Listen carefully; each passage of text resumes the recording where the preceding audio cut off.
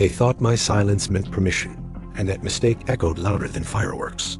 Have you ever had someone invite strangers onto your land without asking? And if so, comment below. I own a large rural property that I keep private and legally tight for exactly this reason. The land is fully deeded, surveyed, fenced, and zoned for private events with county approval. This happened just outside Sturgis, South Dakota, where open land attracts bold assumptions. A nearby HOA had been eyeing my meadow for months, like it was community overflow space. I ignored the whispers and focused on my work. Then one Friday morning, cars started showing up. Tables were unloaded. Banners went up. People told me they were guests for an HOA outdoor social. No one had asked me. No permit, no agreement, no access rights. I calmly asked the HOA rep to leave. She smiled and said the invitations were already sent. She said it would be rude to cancel. I felt that quiet click in my head where planning replaces anger. I checked my documents again. My event permit window was open. Noise allowances were approved until midnight. Fireworks were pre-authorized with the county and fire marshal. I made one phone call. I hired my land for a biker wedding scheduled for that same evening. Everything was legal, insured, and contracted in writing. By late afternoon, the guests arrived.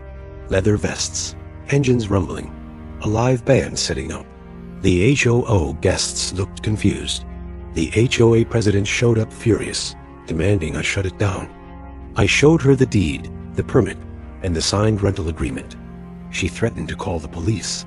I told her they already had the permits on file. Police did arrive, calmly and professionally.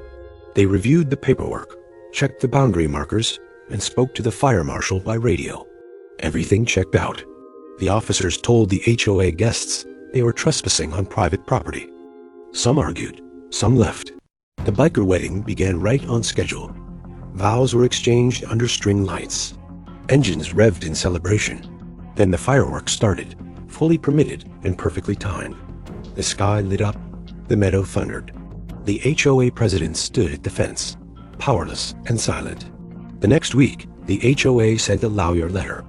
My lawyer replied with permits, police reports, recorded conversations, and a demand to cease unauthorized invitations. The HOA paid a settlement for trespass and disruption. They also updated their maps and rules to clearly exclude my land. No one has stepped foot on my property since without asking. Sometimes the best way to teach boundaries is to enforce them with contracts, permits, and a little spectacle. If you love HOA justice stories, like the video and subscribe.